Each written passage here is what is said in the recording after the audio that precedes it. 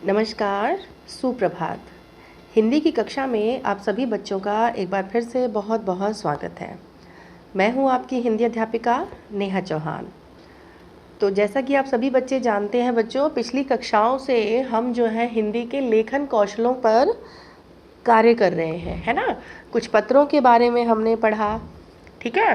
कुछ पत्रों के बारे में हमने पढ़ा, कुछ निबंध के बारे में हमने पढ़ा, ठीक है। तो आज पिछली कक्षाओं में भी हम ये सब कर चुके हैं। तो आज मैं आपके लिए कुछ ऐसे विषय लेकर आई हूँ जो हमारे दैनिक जीवन में बहुत ही मायने रखते हैं, बहुत ही महत्व रखते हैं, ठीक है। तो इनको अपने जीवन से जो है रिलेट करने की कोशिश कीजिएगा और ये समझने का प्रयास कीजिएगा कि हमारे जीवन में इनका क्या महत्व है, ठीक है। चलिए, तो आज का लेखन कौशल प्रारंभ करते हैं बच्चों। हमारा सबसे पहला जो विषय है, जो टॉपिक है, वो है पर्यावरण। जल्दी से देखिए, आप सभी बच्चे देख पा रहे हैं अपनी स्क्रीन पर, पर्यावरण और हमारा जीवन। जैसा कि आप सभी जानते हैं कि हम अपने आसपास के परिवेश के कारण ही जीवित हैं, और हमारे आसपास के परिवेश में जो सबसे पहले हमें दिखाई देता है वो है हमारा प्राकृतिक जीवन, जिसमें हमारे पेड़ पौधे, वन, हवा इस तरह से हमें जीवित रखे हैं, ठीक है। तो आज इसी के बारे में हम पढ़ रहे हैं।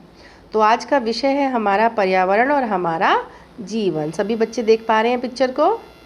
हाँ जी, देखिए किस प्रकार से जो पूरी पृथ्वी है वो हमारे पर्यावरण को दर्शाती है।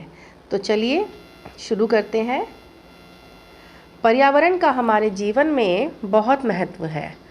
मनुष्य एक पल भी इसके बगैर नहीं रह सकता। अगर पर्यावरण नहीं होगा, हमारे पास जो है वातावरण नहीं होगा, सांस लेने के लिए पेड़ पौधे नहीं होंगे, तो क्या हम रह पाएंगे? हम नहीं रह पाएंगे, है ना। ये हरे भरे पेड़ पौधे हमारे जीवन का अभिन्न अंग है। प्रकृति के बिना मानव जीवन की कल्पना भी नहीं की जा सकती, अर्थात हम इमेजिन भी नहीं कर सकते अपना जीवन अगर ये पेड़ पौधे, ये पर्यावरण यहाँ पर ना हो। परंतु देखिए, धीरे धीरे समय बदला और मनुष्य ने अपने जीवन में नए नए आविष्कारों से न जाने कितनी उपलब्धियां हासिल कर ली। पहले के समय में जो है इतनी सुख सुविधाएं बेटा मनुष्यों को नहीं थी, है ना, साधारण जीवन था। लेकिन धीरे धीरे क्या हुआ, मनुष्य ने विकास किया, डेवलप किया अपने आप को, है ना, और बहुत सारे आविष्कारों की सहायता से बड़ी बड़ी अचीवमेंट्स, उपलब्धियां क्या होती हैं, अचीवमेंट्स, वो हासिल की। और बड़ी बड़ी गगनचुंबी इमारतें, गगनचुंबी मतलब बिल्कुल जो आसमान से भी जो है ऐसा लगता है कि आसमान से भी ऊंची इमारतें होती हैं, है ना, बहुत ऊंची ऊंची। तो बड़ी बड़ी गगनचुंबी इमारतें खड़ी कर दी, बड़ी बड़ी फैक्ट्री, मिल आदि बन गई। परंतु इसके कारण हमारा विकास तो हुआ, लेकिन इसका हमारे पर्यावरण पर कितना नकारात्मक प्रभाव होता है ये हम हमेशा भूल जाते हैं। आज लोग उसी प्रकृति को नष्ट करते जा रहे हैं। अब बड़ी बड़ी बिल्डिंग बनानी है तो उसके लिए क्या करना पड़ता है, वनों को काटना पड़ता है, वनों की कटाई करनी पड़ती है ना। तो धीरे धीरे हमारी धरती का जो वातावरण है बच्चों, इसीलिए वो प्रदूषित होता जा रहा है। पहले के समय में जब इतनी सुख सुविधाएं नहीं हुआ करती थी तो वातावरण बहुत शुद्ध था, बहुत स्वच्छ था। इतनी गाड़ियाँ नहीं होती थी, फैक्ट्रियाँ नहीं होती थी, तो उनका जो है धुआं नहीं होता था, है ना। तो कहीं ना कहीं मानव ने बच्चों अपना विकास तो कर लिया, लेकिन उस विकास की दौड़ में हम अपनी प्रकृति को बहुत ज़्यादा नुकसान पहुंचाते आ रहे हैं। मनुष्य के इसी विकास के कारण प्रकृति को बहुत नुकसान पहुंचा है। आज हमारे चारों ओर केवल हमें ध्वनि प्रदूषण, वायु प्रदूषण और जल प्रदूषण ही देखने को मिलता है। ध्वनि प्रदूषण क्या होता है बच्चों? Noise pollution. जैसे कि आप बाहर निकलते हो तो तरह तरह के जो है गाड़ियों के हॉर्न, फैक्ट्रियों के बजने वाले हूटर्स, इस तरह की आवाज़ें जो है हमें सुनाई देती हैं। बड़े बड़े कल कारखानों में चलने वाली मशीनों की आवाज़। तो इन आवाज़ों से हमारे जो पर्यावरण है हमारा, उसको क्या होता है, ध्वनि प्रदूषण। हमारे कानों तक जब वो शोर पहुंचता है तो वो कहीं ना कहीं हमें डिस्टर्ब करता है ना। हाँ, और वायु प्रदूषण, फैक्ट्रियों से निकलने वाला धुआं, गाड़ियों से निकलने वाला धुआं, है ना, वो हमारी हवा में मिल जाता है। जैसा कि आप जानते हो, अगर थोड़ा सा भी पोल्यूशन हो जाता है दिल्ली में तो किस प्रकार से देखा है आपने, हम मास्क लगा के घूमते थे, है ना, जो स्मॉग और फॉग हो जाता है, तो वो क्या है, वो वायु प्रदूषण ही तो है, क्योंकि जो गाड़ियों का धुआं है या फैक्ट्री से निकलने वाला जो धुआं है वो हवा में मिल जाता है। अब वो हवा में मिल जाता है तो वो हवा के ज़रिए हमारी सांसों में प्रवेश करता है, जिससे हमें सांस संबंधी परेशानियां हो जाती हैं। तो ये सब किस लिए है ना, ये सब इसीलिए तो है क्योंकि मानव ने अपने विकास को पर्यावरण से ज़्यादा महत्वपूर्ण बना दिया है ना, इसलिए हमारी प्रकृति जो है वो पिछड़ती जा रही है। दूसरा देखिए जल प्रदूषण। अब ये बड़ी बड़ी फैक्ट्री से निकलने वाला जो अपशिष्ट पदार्थ है, जो वेस्ट मटेरियल है, वो कहाँ मिलते हैं, वो जाकर बड़ी बड़ी नदियों में गिरते हैं। तो नदियों का पानी जो है सारा का सारा वो फिल्टर्ड होके वो हमारे घरों तक पहुँचता है। तो कहीं ना कहीं जब नदियों का जल प्रदूषित होगा तो हम जो जल जो है प्रयोग कर रहे हैं वो भी प्रदूषित होगा, है ना। तो हमें चारों ओर इसी प्रकार का प्रदूषण जो है वो देखने को मिल रहा है। अतः मानव को यह समझना होगा कि विकास के साथ साथ हमारी प्रकृति ही हमारा जीवन है। अगर विकास हम कर जाएंगे लेकिन अपना पर्यावरण नष्ट कर देंगे तो उस विकास का क्या फ़ायदा, कोई फ़ायदा होगा उसका। जब हम ही नहीं रहेंगे तो हमारे द्वारा बनाया गया जो विकास है, जो डेवलपमेंट है, उसे कौन यूज़ करेगा, कोई भी यूज़ नहीं करेगा। पहले अपने आप को तो हम जिंदा रखेंगे ना, अपने आप को स्वच्छ रखेंगे, स्वस्थ रखेंगे, तभी हम अपने जीवन को आगे ले जा पाएंगे। तो अतः हमें ये सोचना होगा कि हम अपने भविष्य को प्रकृति के बिना कैसे सुरक्षित रख पाएंगे। इसीलिए हमें वनों की कटाई की ओर रोक लगानी चाहिए, ठीक है। अपने पर्यावरण को प्रदूषित होने से बचाना चाहिए। मनुष्य को इस विषय पर गंभीर रूप से विचार करना होगा कि प्रकृति से खिलवाड़ नहीं करना है और प्राकृतिक संतुलन को बनाए रखना है। हमें यह जागरूकता लानी ही होगी कि अपने आसपास जहाँ भी संभव हो वृक्षारोपण किया जाए और ज़्यादा से ज़्यादा वृक्ष लगाए जाएं, ठीक है। क्योंकि वनों की कटाई के कारण कहीं ना कहीं हमारी प्रकृति जो है वो हमसे दूर होती जा रही है। तो देखा आपने किस प्रकार से प्रकृति जो है वो हमारा जीवन है और हमारे जीवन को हम इस प्रकृति के बिना कल्पना भी नहीं कर सकते, ठीक है। आया समझ आया समझ में बच्चों। चलिए, तो इसे आप कक्षा के कार्य में इसको कॉपी में कर लेना है बच्चों, और आप चाहें तो इस प्रकार के चित्रों का प्रयोग भी कर सकते हैं, चाहे पेस्ट कर सकते हैं चाहे तो ड्रॉ कर सकते हैं। चलिए, तो आज का दूसरा विषय देखिए, बहुत इम्पॉर्टेंट है। जैसे कि आप सभी जानते हैं, आप सभी विद्यार्थी हैं, आगामी कुछ दिनों में यानी कि आने वाले मंथ में 5 सितंबर जब आता है तो उस दिन क्या होता है, जल्दी से बताओ। सबको पता होगा, सबको पता है ना, क्या मनाते हैं हम, teachers day. Yes, teachers day हम मनाते हैं जो बहुत जल्दी आने वाला है। तो कई बार ऐसा होता है बच्चों कि कोई ना कोई शिक्षक ऐसा हमारे जीवन में होता है जो हमारे जीवन में बहुत सारे परिवर्तनों को ला देता है, हमें इतना इंस्पायर्ड कर जाते हैं, हमें इतना ज़्यादा प्रभावित कर जाते हैं कि हमारे जीवन की दिशा ही बदल जाती है। होता है ना कई बार ऐसा कि मुझे वो वाले टीचर है ना, वो मुझे बहुत अच्छे लगते हैं, मुझे उनकी बातें बहुत अच्छी लगती हैं, तो हम उनसे इंस्पायर्ड होते हैं, उनसे हमें प्रेरणा मिलती है। तो यही है हमारा आज का दूसरा जो विषय है, मेरे आदर्श शिक्षक। जल्दी से देखिए स्क्रीन पर, देख पा रहे हैं सभी, सभी देख पा रहे हैं। चलिए, मेरे आदर्श शिक्षक, ये है शिक्षक की पिक्चर या फिर चित्र, देख पा रहे हैं सभी बच्चे।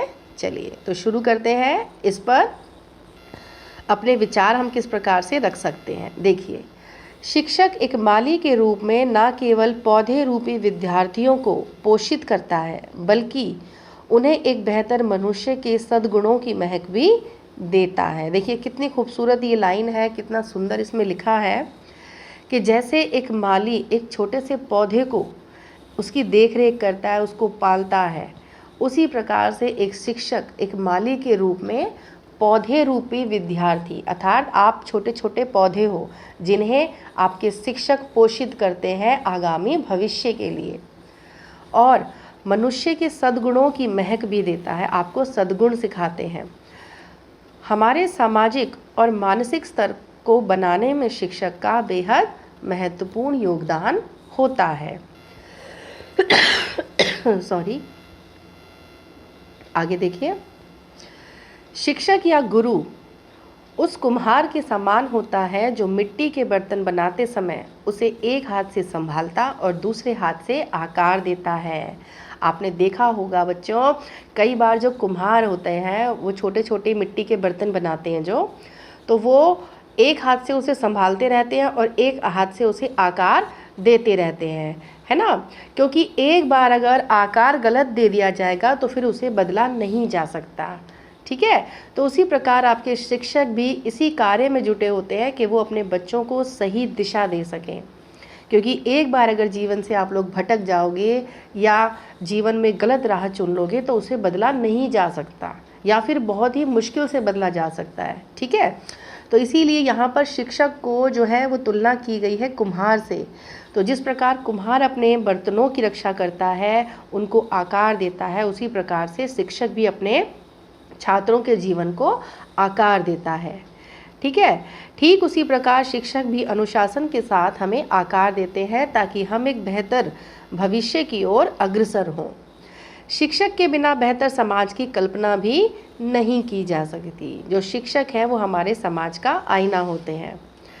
आगे देखिए, हमारे विद्यालय में अनेक शिक्षक और शिक्षिकाएं हैं जो बच्चों को अलग अलग विषय का ज्ञान देते हैं। सभी शिक्षक बहुत अच्छे और हम सभी विद्यार्थियों के सम्माननीय हैं, मतलब हमारे लिए रिस्पेक्टफुल हैं। सुबह स्कूल खुलने के बाद वे सभी बच्चों से पहले विद्यालय पहुंचते हैं और सभी बच्चों के आ जाने पर वे क्या करवाते हैं, हमें प्रार्थना करवाते हैं, है ना। प्रार्थना के समय वे हमें प्रेरणा वाले महापुरुषों के अनमोल वचन भी सुनाते हैं, हमें अच्छी बातें सिखाते हैं। कक्षा में पढ़ाते समय वे अपने अपने विषय का समुचित ज्ञान देते हैं और समझ न आने पर हमारी हर शंका का समाधान भी करते हैं। कक्षा में पढ़ाने के साथ साथ शिक्षक हमें कई अच्छी अच्छी बातें भी समझाते हैं, जैसे बड़ों का सम्मान करना, सुबह उठकर धरती के पैर छूना, अपनी गलती पर क्षमा मांगना और नम्रता पूर्वक व्यवहार करना, ठीक है। तो देखिए, इस प्रकार से जो शिक्षक है, जैसे माता पिता हमें अच्छी चीज़ों की ओर अग्रसर करना चाहते हैं, उसी प्रकार शिक्षक भी हमें अच्छे गुणों की ओर राह दिखाते हैं, हमें रास्ता दिखाते हैं। इसमें कुछ लाइनें आप ऐड कर सकते हो अपने किसी भी फेवरेट टीचर के बारे में, ठीक है। जो भी आपने उनके बारे में सीखा, जो भी आपको उनके बारे में अच्छा लगता है, आपको अपने कौन से शिक्षक की कौन सी बात प्रेरित करती है, तो वो लाइन भी आप ऐड यहाँ पर कर सकते हो, ठीक है। तो दूसरा विषय हमारा क्या था आज, मेरा प्रिय शिक्षक या फिर मेरे आदर्श शिक्षक, मेरे आइडियल टीचर, ठीक है बच्चों। चलिए, तो इसको भी आप कॉपी में कर लेंगे बहुत अच्छे से, चाहे तो चित्र बना सकते हैं। चलिए, आखिर का जो हमारा विषय है वो भी है हमारे समाज से संबंधित।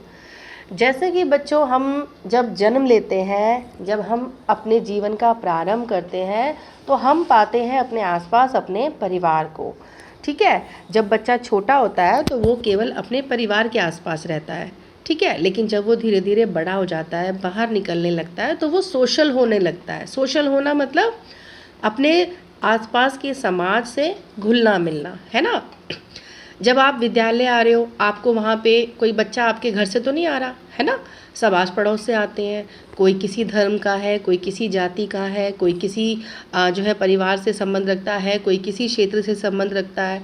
लेकिन जब हम सब एक जगह जुड़ जाते हैं तो वहाँ पर हम एक सामाजिक प्राणी के रूप में कार्य करते हैं, है ना। वहाँ पर हम सोशल हो जाते हैं। वहाँ पर आपको पता ही नहीं चलता, आप वहाँ पे साथ में बैठ भी रहे हो, पढ़ भी रहे हो, लंच भी कर रहे हो, ठीक है। तो घर के प्रति हमारे कर्तव्य होते हैं, जैसे अपने माता पिता का सम्मान करना, उनकी मदद करना, बड़े भाई बहनों का सम्मान करना, छोटों को प्यार देना। तो ये कर्तव्य तो हमारे अपने घर के लिए होते हैं। लेकिन जब हम समाज में आ जाते हैं बच्चों, तो वहाँ के लिए भी हमारे कुछ कर्तव्य बनते हैं। जैसे जब हम बाहर निकल रहे हैं तो समाज में आप क्या देखते हो, अगर किसी को चोट लग गई है, कोई आपके सामने गिर गया है या कोई बूढ़ा व्यक्ति है, तो आप क्या करते हो, हाथ पकड़कर सड़क पार करा देते हो, है ना। अगर कोई आंटी है, अगर बस में आप जा रहे हो, वो खड़ी हुई हैं और आपके पास सीट है, तो आप क्या करते हो कई बार कि आंटी जी आप बैठ जाइए, मैं खड़ा हो जाता हूँ, है ना। तो इस तरह से छोटी छोटी चीज़ें जो है वो हमें सामाजिक बनाती है। तो समाज के प्रति हमारे क्या दायित्व होने चाहिए, क्या कर्तव्य होने चाहिए, यही है हमारा अगला विषय, ठीक है। तो देखिए ये देखिए पिक्चर में देख पा रहे हैं सभी बच्चे किस प्रकार से समाज में एक दूसरे का हाथ थाम कर हम अपना जीवन व्यतीत करते हैं, है ना। अच्छी लगी पिक्चर? हाँ, चलिए तो देखिए समाज के प्रति हमारा दायित्व बिल्कुल उसी तरह से है जैसा कि हमारा परिवार के प्रति दायित्व होता है ना। जैसे मैंने अभी आपको समझाया, हम जिस परिवार में जन्म लेते हैं, जिस परिवार में रहते हैं, तो उस परिवार अर्थात उस परिवार के सदस्यों के प्रति हमारा कुछ दायित्व बनता है, हमारी ड्यूटीज़ बनती हैं। चाहे वो माता पिता हो, पत्नी हो, भाई बहन हो, पुत्र पुत्री हो, है ना। हमारे कुछ ना कुछ फ़र्ज़ उनके लिए बनते हैं। समाज भी हमारे परिवार की तरह होता है। ये एक वृहद स्तर का परिवार अर्थात बहुत बड़ा परिवार होता है। जब हम किसी समाज में जन्म लेते हैं तो स्वतः ही हमें कुछ अधिकार प्राप्त हो जाते हैं। समाज हमें संस्कार देता है, जीवन को जीने की शैली सिखाता है, हमें अनुशासन में रहना सिखाता है, हमें नियमों के अनुसार आचरण करने की कला सिखाता है और हमें नैतिकता का पाठ पढ़ाता है। जब हम समाज में रह रहे हैं, सोसाइटी में रह रहे हैं, तो हम कुछ ना कुछ रूल्स फॉलो करते हैं, है ना, जो सभी के लिए होते हैं।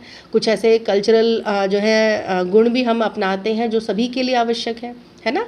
जैसे बड़ों का सम्मान करना, छोटों की मदद करना, सुख में दुख में एक दूसरे के पड़ोसियों की मदद करना, तो ये सब हमें समाज सिखाता है। हमारा ये परम कर्तव्य है कि समाज के प्रति अपने दायित्व को पूरी तरह से निभाएं। हमें जो कुछ समाज से मिला है वो समाज को लौटाएं। हमें जो शिक्षा मिली उस शिक्षा को आगे बढ़ाएं। हम किसी योग्य बने तो हम कुछ ऐसे कार्यों को करें जिससे अन्य लोग भी आगे बढ़ सकें। जैसे कि अगर आप आज विद्यार्थी हैं लेकिन कल आप ही लोग इस देश का भविष्य बनाओगे, है ना। तो जब आप भविष्य बनाओगे या मान लीजिए आप पढ़ लिख कर बड़े होकर डॉक्टर बन जाओगे, तो डॉक्टर बन के आप क्या करोगे? समाज की सेवा ही तो करोगे ना। तो कहीं ना कहीं हम समाज के प्रति उत्तरदायित्व अपना निभा रहे हैं, है ना। अगर हम बड़े होके वकील बनते हैं, अगर हम बड़े होके टीचर बनते हैं, तो हम क्या कर रहे हैं? हम समाज के सभी बच्चों को पढ़ा रहे हैं, तो हम अपने समाज की मदद कर रहे हैं ताकि हमारा समाज आगे बढ़ सके। तो कहीं ना कहीं किसी ना किसी रूप में हम सभी एक दूसरे से जुड़े हैं।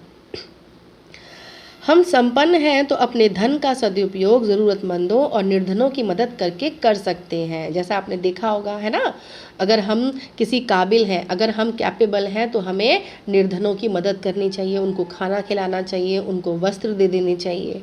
ठीक है, तो इस तरह से अपने समाज को, उसकी बुराइयों को हम दूर भी कर सकते हैं। ठीक है, देखिए आखिर हमारी ये संपन्नता समाज की ही तो देन है। हम ज्ञानी हैं तो उस ज्ञान का प्रसार करें ताकि और लोग भी उस ज्ञान से लाभान्वित हो सके। यदि हमारा समाज किसी विषय या मुद्दे पर कमज़ोर है या हमारे समाज में कोई कुरीति या बुराइयां पैदा हो गई हैं, तो हमें भी अपने समाज को सुधारने की दिशा में कुछ प्रयास करने चाहिए, है ना। जैसा कई बार कुछ ऐसी गलत चीज़ आपके आसपास हो रही होती है, तो आप क्या करते हो? बहुत सारे लोग इकट्ठे हो जाते हो और उसका विरोध करते हो। कोई बुज़ुर्ग को अगर मार रहा है तो आप सभी लोग इकट्ठे हो जाते हो। अगर आप रास्ते में जा रहे हो, किसी का जो है आप एक्सीडेंट होते देख लेते हो, तो वहाँ पर कोई आपका रिश्तेदार नहीं होता है, लेकिन वो सारे सोसाइटी के लोग ही तो होते हैं। आप वहाँ पे किसी को जानते नहीं हो, किसी का नाम तक आपको नहीं पता है, लेकिन आपका अंदर से एक कर्तव्य करने की इच्छा होती है कि नहीं, हमें इसकी मदद करनी है क्योंकि ये व्यक्ति भी तो हमारे समाज का है ना। तो इसी प्रकार बच्चों, हमारे समाज के प्रति हमारे कुछ दायित्व बनते हैं। ठीक है, तो आशा करती हूँ कि आज की वीडियो आपको जो है समझ आई होगी और इन तीनों विषयों को बच्चों आप बहुत अच्छे से लर्न करना, बहुत अच्छे से समझने का प्रयास करना। कोई भी डाउट हो तो आप ऑनलाइन क्लास में पता कर लीजिए। ठीक है, चलिए तो मिलते हैं अगली कक्षा में बच्चों। बहुत बहुत धन्यवाद।